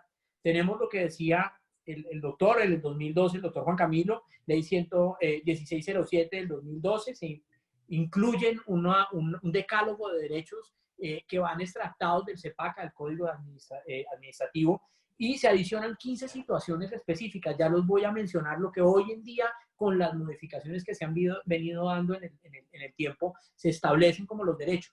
Sin embargo, hay que comentar otra cosa. En el 2005 tuvimos un proyecto de ley estatutaria, el proyecto de ley 136 que se presentó en la Cámara 279 en el Senado, alcanzó a llegar a los debates en ese nivel, donde se dictaban un estatuto de derechos y garantías del contribuyente. No se pudo culminar. Desgraciadamente no tuvimos esa posibilidad de ver concreta una norma específica, no incluida dentro de una norma tributaria, no incluida dentro de unas facultades especiales, sino en un trámite legal desde el Congreso. Sin embargo, seguimos trabajando con eso. Nosotros tenemos un trabajo permanente con congresistas de todos los partidos. Esto no tiene color ni participación. Esto es de todos los colombianos y a todos los partidos que quieren beneficiar los temas tributarios. Participamos con ellos, llevamos la información, suministramos la información que no está sometida a confidencialidad, que puede ser entregada por la DIAN, porque finalmente somos unos canalizadores. De esos derechos que les digo, fuera de lo que habíamos leído hace un rato, elementos importantes que se fueron incluyendo en el camino. El derecho de petición y derecho a la información. Eso ingresó posterior a esa compilación del año 2012. ¿Cómo puedo pedirle yo la información a la DIAN? De mi información específica de qué está pasando. ¿Usted cómo me está juzgando? ¿Qué es lo que está pasando? Ese es un derecho. El debido proceso se amplía. Ley 1437 del 2011 traía los primeros elementos. Ese debido proceso se va extendiendo y tenemos una base jurisprudencial que ha salido de las Cortes. Allá se analiza, allá se tienen en cuenta, son elementos que son importantes dentro del proceso de salvaguarda de derechos. El principio de economía procesal. Hombre, no hay derecho que cuando tenemos caso al aduanero, por economía procesal, la DIAN puede demorarse o en contra de la economía. Antiguamente podía demorarse 17 días desaduanando. Tuve un caso que conocí, ese fue un caso en donde encontré que estaba adecuada la posición de la DIAN. Tuve un caso donde el desaduanamiento se demoró 4 meses, perdón. 4 meses. 4 meses en que el bodegaje llegó al valor del precio, al precio de la mercancía. Ya ahí no había objeto de nacionalizar, era mejor dejar un abandono. Eso no puede pasar. Esa economía procesal tiene que estar aplicada en todo, en lo tributario. No me puedo ir a procesos en el contencioso donde me demoro 5 o 6 años definiendo una multa que finalmente o no se aplica o si se aplica está extendida en los valores, y ahí tener en cuenta lo que decía el doctor Juan Camilo. Mientras yo tengo una controversia, tengo derecho a no pagar. Pero eso implica también el crecimiento de esas deudas en el tiempo, lo cual también es gravosísimo para el contribuyente. Principio de legalidad. Y aquí viene un caso terrible que vemos desde la Defensoría y es el desconocimiento de la norma. En las redes, en Twitter, yo veo a veces unos comentarios que no son los contribuyentes los llamados a conocer la norma específica y mirar el estatuto tributario, ese ladrillo que tenemos nosotros, esa Biblia grandota con raya 2, raya 3, raya 4 en cada uno de los artículos, no es una obligación del contribuyente, pero el conocimiento básico de cómo funciona deberíamos tenerlo todos los colombianos. A veces se hacen se hacen participaciones en redes que sencillamente son clara muestra de que no conocemos la normatividad y pues no tenemos claridad frente al principio de legalidad y su aplicación del código de procedimiento, los pasos, el debido proceso. Ley Marco de Aduanas, la 1609 del 2013, se incorporaron principios aplicables a los temas aduaneros, ahí crecieron los derechos y hay unos temas importantes, la prevalencia de lo sustancial, la progresividad, la favorabilidad en el proceso aduanero. Ley 1819 del 2016, aparece la modificación de los principios sancionatorios, algunos temas, principios de proporcionalidad, gradualidad, la condicionalidad de los requisitos, en la reiteración de conductas, todo ese tipo de elementos se van sumando a ese compendio de normas que terminan siendo nuestra base de derechos para la defensa. La DIAN expidió la Carta de Trato Digno, y aquí vamos al tema de servicio. Con la doctora Adriana, hace un esfuerzo absoluto para que el trato en los puntos de contacto, hoy con este tema de la pandemia, el tratamiento que estamos dando a nuestros contribuyentes y usuarios en relación con los procesos de atención que tiene que ser vía internet, todo este tema de la virtualidad, hoy con los procesos de revisión virtual, todo esto, ese proceso increíble, cómo tratamos la gente, cómo tenemos que acceder. Yo tuve un caso hace muchos años en una de las firmas en las que trabajaba, donde tuve un funcionario que a la entrada me dijo, en esa devolución no cuente con que recibe más del 50. Yo me aterraba, eso ya no pasa hoy en día. Hoy el tema de las devoluciones se somete a unos procedimientos muy diferentes. Con tristeza veo, digamos, las problemáticas que se ven, que estamos sufriendo hoy. Como lo decía el doctor José Andrés, teníamos un 95% de efectividad en las devoluciones automáticas, en las abreviadas que se montaron como efecto del COVID. Pero ese 5% ha dado lugar a una cantidad de comentarios terribles que allá los estamos ayudando. Estamos pendientes de que o se den los inadmisorios, que se bajen los inadmisorios para que vuelvan a poderlos presentar, que tengan la posibilidad de iniciar sus procesos de fiscalización sin que se vayan a esa suspensión de los 90 días que planteaba la norma en principio. Todos esos procesos los estamos atendiendo, pero hay que tener claridad. Yo entiendo que cuando uno tiene en riesgo su proceso empresarial, y por eso está el defensor pendiente de cada caso, pues para mí ese caso es todo. Así yo sea parte de ese 5%, para mí esa situación terrible cobija el todo de la posibilidad de que me quiebre, la posibilidad de que mi empresa se acabe, de que las personas que dependen laboralmente, mi familia, mis hijos que estudian con lo que trabajo, puedan perder ese sustento. Entonces, allá estamos atendiendo esos casos. Y lo puedo decir, el doctor José Andrés está atento a todos estos procedimientos. Con el doctor Junco, el doctor Lisandro, todo el equipo directivo de la DIAN han estado muy atentos a revisar estas casuísticas y a buscar mejoramiento. Hoy estamos saliendo con el proceso de las automáticas, donde se mejoraron los tiempos. Vamos a ver si con esto podemos dar ese mejor servicio. Como lo he dicho siempre, desde las redes, desde la página, en mi mail, estoy atento a todo lo que necesite. Arranca la nueva visión, y hablo ya de cuando me senté en este cargo el 22 de julio del año pasado y empezamos a trabajar para cambiar en forma mancomunada con el doctor José Andrés. No me voy a extender mucho en este tema. ¿Qué hemos hecho? 4 pilares fundamentales. Coordinación, y fue cambiar lo que les había dicho. Trabajamos de la mano de los funcionarios, no peleando con los funcionarios. Visibilidad, me han visto por todo el país en los 7, 8 meses que logramos antes del COVID. Conocimos el 85% de las seccionales a nivel país, contacto con los contribuyentes en todas las directivas de las agremiaciones, hemos tenido ese contacto y ha sido el canal fundamental. Hemos salido a los centros comerciales a llevar volantes, a conocer la gente, despliegue con cámaras de comercio por todo lado.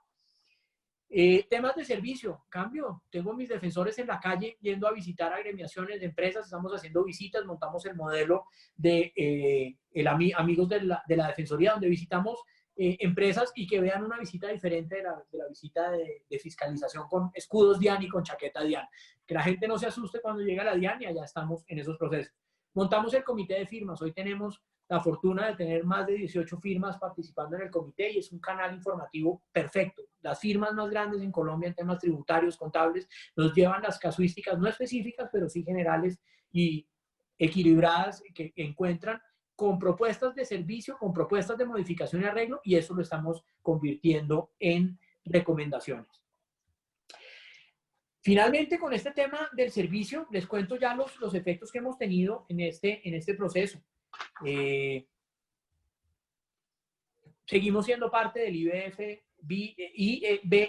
del International Bureau of Fiscal Documentation a través del Observatorio Internacional de Defensa, y estamos trabajando a nivel internacional. Estamos arrancando la semana entrante un proceso con la Defensoría de Perú para traer experiencias exitosas de lado y lado.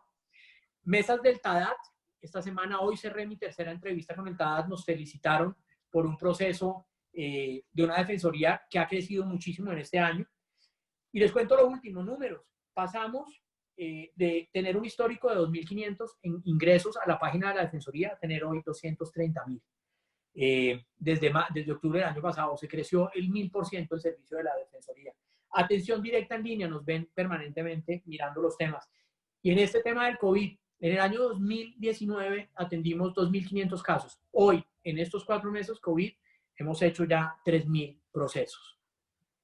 Finalmente, para cerrar, el artículo 141 en la Ley de Crecimiento Económico nos dio la gran mano, lo que nunca había pasado históricamente. Nos dejan crecer, paso de 6 delegados a tener más o menos 14 delegados en todas las seccionales tipo 3, y me van a permitir tener personal. Dejamos de ser esa unidad pequeñita de 26, como en algún momento lo hacía en la comisión mixta. Me decían, ¿cómo va a ser con un equipo tan pequeño para atender 10.000 funcionarios de la DIAN y todos los contribuyentes en Colombia? Y le decía, pues me va a tocar como en el Peloponeso. Vamos a hacer los 300 contra todo el ejército persa. Ya me van a dejar tener un poquito más de espartanos para atender. Y los 4 derechos que yo les decía, esos los dejo ahí al análisis. Seguramente los panelistas que están con nosotros nos van a ayudar a esclarecerlos. Derecho de petición y la información, clave, poder atenderlos, los términos. Debido proceso, con las generalidades de lo que hablábamos, principio de economía procesal y principio de legalidad. Doctor Juan Camilo, qué pena, panelistas, amigos, qué pena la extensión de esto, pero yo me apasiono desgraciadamente y quisiera contarles a todos lo que hacemos. Mil y mil gracias, doctor Juan Camilo, y le cedo la palabra a mis compañeros. Muchas gracias, doctor Daniel. Excelente intervención, doctora Andrea. Tienes el micrófono apagado. Espera un momento. ¿Listo? Listo, ahora sí. Perfecto. Muchas gracias, doctor Daniel. Primero, pues muchas Todo tuyo, gracias Andrea. al CEDEP por la invitación, y en especial a Juan Camilo y a César Cermeño. Y pues también agradecer a todos los participantes que están conectados en este momento al evento. Pues como lo decían al principio, me han invitado a hablar de los derechos del contribuyente desde la óptica del juez, y pues en concreto desde la sección 4ª del Consejo de Estado, que es el órgano de cierre de la jurisdicción contenciosa en asuntos tributarios. Si bien, pues como lo mencionaron en mi hoja de vida, trabajé muchos años en la sección 4ª, pues también quiero resaltar que la práctica profesional que ahora hago desde afuera me ha brindado una visión más cercana de lo que es el día a día y de la interacción del contribuyente con la DIAN. Pues para hablar de los derechos de los contribuyentes en el ámbito judicial, pues estos se materializan de muchas formas. En el proceso contencioso propiamente, en el proceso que se adelanta ante los tribunales, los juzgados, el Consejo de Estado, y pues desde el punto de vista sustancial, cuando se debe establecer, el juez entra a revisar los argumentos del demandante de la DIAN frente a digamos, la controversia que existe en relación con las liquidaciones y los actos administrativos que expide la DIAN. Pero pues lo que hablábamos para preparar esta charla, y es que en este espacio lo dedicaré a hablar más bien de los derechos que están, o de las situaciones que están directamente relacionadas con el derecho al debido proceso del contribuyente. Garantía que le corresponde no solo a los jueces, sino también a los funcionarios de la administración tributaria, y pues es una función especialmente asignada al defensor del contribuyente, quien pues, nos lo acaba de decir. Pues recordemos que, como ya también lo dijo Juan Camilo, desde el artículo 29 el debido proceso se aplica a todas las actuaciones, tanto administrativas como judiciales. Pues en materia judicial, el juez es un vigilante permanente del derecho al debido proceso, como lo dije, no solo en el proceso contencioso administrativo, sino que además quiero recordar que si bien los jueces están limitados por las normas y por el concepto de violación que se expone en la demanda, hay que tener en cuenta una sentencia de la Corte Constitucional del 99, 697 del 99, que en vigencia del artículo 137 del CCA, del anterior Código Contencioso Administrativo, establecía que si al estudiar esta norma, mejor dicho, y declarar su exequibilidad, dijo que era bajo la condición de que si el juez administrativo advertía una violación a un derecho fundamental de aplicación inmediata, como sería en este caso el derecho al debido proceso, pues tenía que proceder a su protección, aun cuando el demandante no lo hubiera hecho, no hubiera hecho parte de las normas violadas o de su concepto de violación. Considero que este pronunciamiento, pues a pesar de que se hizo en vigencia del decreto 01 del 84, sigue estando vigente, porque pues igualmente el CEPACA contiene este requisito de la demanda. Para hablar del tema, pues he realizado una selección de unas sentencias que me parecen fundamentales. Voy a compartirla. Quisiera compartir, si me dan autorización. Bueno, para hablar de estas sentencias, de este tema, pues he escogido algunas sentencias que a mi juicio materializan cómo es la aproximación del juez del derecho al debido proceso.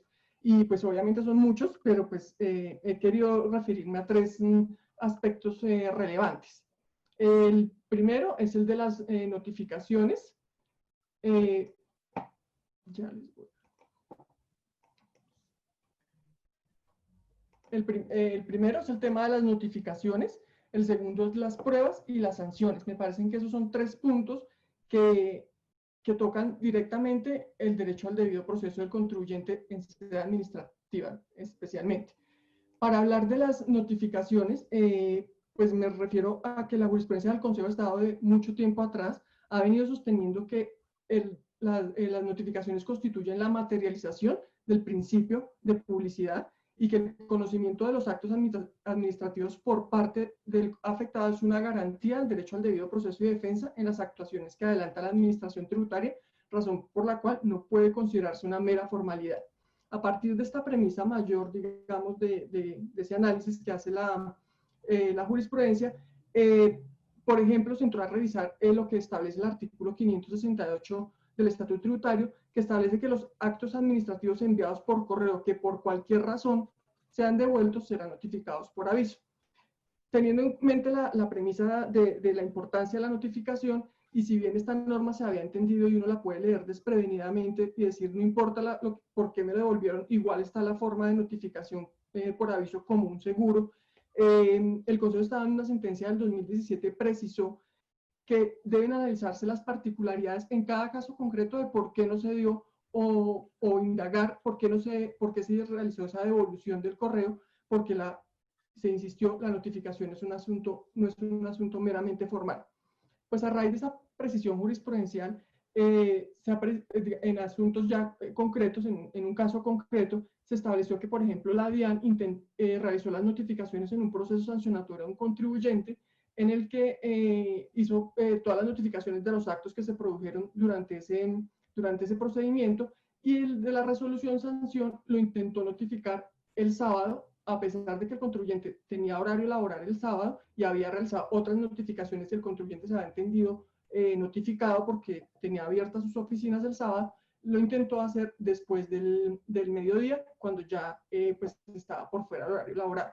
Con base en pruebas, en testimonios, en incluso fotografías, el demandante logró demostrar que su horario era hasta las 12 y que pues, se había intentado la notificación por fuera del plazo. Además, se observó en esa sentencia que un tema que también ya había sido advertido en otras, y es el tema de si la DIAN tiene opción o tiene todavía tiempo, como ocurría en este caso, todavía tenía una semana, 2 semanas más para notificar, ¿por qué no acudió a reintentar la notificación antes de acudir a la notificación por aviso, que no es un mecanismo eficaz de notificación? Para hablar de las pruebas, digamos que la aproximación del juez es a analizar las pruebas en conjunto, no solo tener en cuenta lo que está la parte desfavorable o lo que desfavorece al contribuyente, sino también lo que favorece.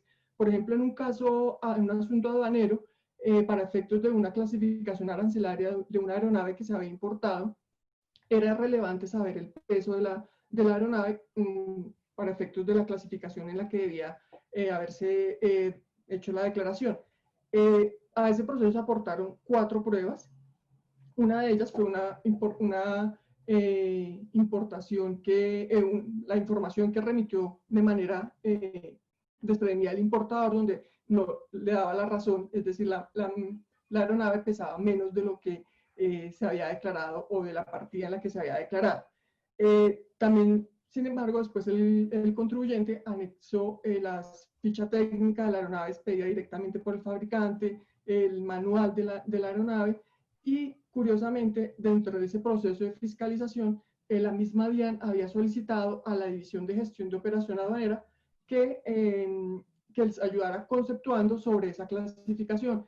Esa división acudió a la página web, a la página web del fabricante de la aeronave, revisó las pruebas y concluyó que estaba bien clasificada la aeronave en este caso. Pues resulta que durante el proceso la administración sistemáticamente desconoció su propio concepto y tuvo en cuenta únicamente digamos, la prueba que no favorecía al contribuyente, a pesar de que existían otras pruebas con soporte técnico y la misma que le había presentado la propia entidad a la división que realizaba el procedimiento. En materia de sanciones, que es un campo en el que yo creo que el debido proceso debe ser más cristalino, debo resaltar la visión pues, que en su momento tuvo la sección frente a las sanciones por no enviar información. En el artículo 651, antes de ser modificado por la ley 1819, se establecía que la sanción era hasta el 5% de las subcifras o de las informaciones que no hubieran sido suministradas o hubieran suministrado con errores o de manera extemporánea. Si bien la sección cuarta ya había establecido, pues era algo que se desprendía de la norma, que la palabra hasta generaba la posibilidad de hacer una graduación.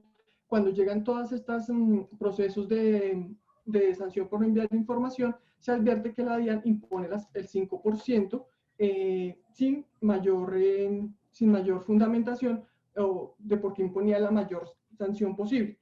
Sin embargo, dentro del análisis que se empezó a hacer de estos procesos en la sección cuarta del Consejo de Estado, se empezó a revisar que si bien la labor de entregar la información oportunamente es una labor que impacta en las tareas de fiscalización de la administración, también se había señalado que pues, no todas las omisiones pueden tener la misma consecuencia. Además, teníamos la sentencia C-190 de 160 al 98, donde se señalaba que debía atenderse a criterios de gradualidad, proporcionalidad y razonabilidad para imponer este tipo de sanciones. Entonces, en ese contexto, la jurisprudencia empezó a crear una especie de graduación que se fue replicando ya en otros pronunciamientos, atendiendo dentro de ese 5%, esa escala que daba la norma, a graduar como de acuerdo con la actitud de colaboración del contribuyente. Entonces, si el contribuyente, porque no es lo mismo un contribuyente que subsana su omisión antes de un pliego de cargos que el que no lo hace o lo hace después de la sanción de interponer el recurso de reconsideración. Si bien digamos, esta graduación ya está contenida en una sentencia de unificación, y pues ya obviamente esa norma fue modificada por la ley 1819 del 2016 y considero que esa jurisprudencia que se fue gestando para efectos de que el contribuyente o del obligado tuviera una proporcionalidad en la sanción, tuvo en parte con la reforma legislativa, porque pues hubo ya una graduación, si bien no en función de la colaboración del contribuyente, sí ya está una graduación en función del tipo de infracción y ya el omiso o el obligado a informar sabe a qué sanción se atiene. No queda a discreción del funcionario de la DIAN. En materia sancionatoria, pues también es importante que la conducta que le imputan al contribuyente esté escrita plenamente en la norma sancionatoria. esto es importante resaltarlo porque desde el Consejo de Estado y ahora estoy en la práctica afuera, me he dado cuenta que la DIAN ha venido imponiendo de manera contraria a la norma sanción por inexactitud y sanción por rechazo de pérdidas o disminución de pérdidas. Cuando, a pesar de que del tenor literal de la norma, del 647-1 y de un pronunciamiento en constitucionalidad sobre el 647-1, la Corte establece que el 647-1, o sea, la sanción por rechazo de pérdidas, no es una sanción autónoma. Lo que hace es la base, la sanción 647-1 constituye la base para liquidar la sanción por exactitud en el caso en que cuando la DIAN me hace un rechazo o modificación o disminución de mi pérdida, no genera un cambio en el saldo a favor o en el impuesto a cargo.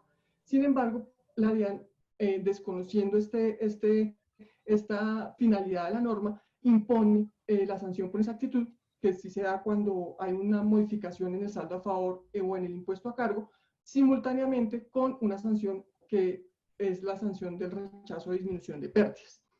Como es tan corto el tiempo para hablar, porque pues podría resaltarse mucha jurisprudencia, pues yo sí quisiera resaltar, ya que he estado tanto en la parte del juez como en la parte del contribuyente, pues la labor que hacen los litigantes de evidenciar las violaciones al derecho al debido proceso y que fundamentan su transgresión a lo largo de toda la sede administrativa, incluso hasta la sede judicial, porque pues muchos de estos pronunciamientos son producidos o se generan por el análisis juicioso y la evidencia que se muestra sobre estas violaciones al derecho al debido proceso.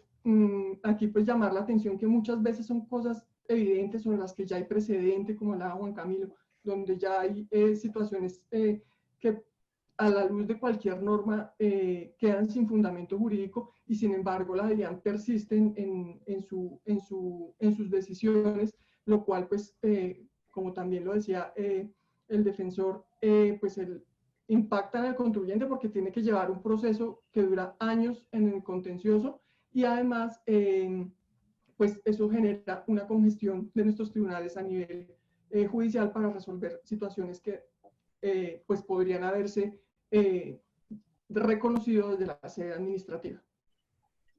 Muchas gracias.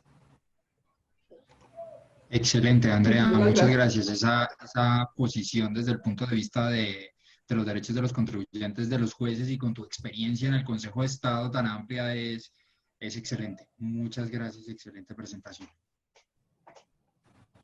Doctor Serviliano, la palabra es toda tuya. Bueno, muchísimas gracias, Juan Camilo. Buenas noches. Ya por acá es de noche, bastante entrada. En primer lugar, mi agradecimiento al Centro de Estudios de Derecho Procesal, al CEDEP, a quienes además felicito por todas las iniciativas que están llevando a cabo. Igualmente mi agradecimiento a mis buenos amigos César Camilo y Juan Camilo, los Camilos, como con cariño los refiero, por su invitación y por permitirme compartir con ustedes el día de hoy. Es un verdadero placer. Gracias también a Javier, a los Jiménez que acaba de hablar, así como al doctor Acevedo, un verdadero honor, un placer conocerlos, y a todos los asistentes del hermano y muy querido país de Colombia. Teniendo en cuenta el tiempo disponible, pues entremos en materia. La conferencia que brevemente les voy a dictar el día de hoy, a propósito de un requerimiento que en específico me hizo mi buen amigo Juan Camilo, le intitulé El derecho a la defensa del contribuyente en el procedimiento tributario venezolano, de su regulación constitucional a la práctica administrativa y jurisprudencial. ¿Con qué finalidad? ¿Cuál es el objetivo? Presentar una distinción analítica entre cómo está regulado constitucionalmente este derecho por oposición a cómo se lleva a cabo administrativa y jurisprudencialmente el mismo, ¿no? Entonces,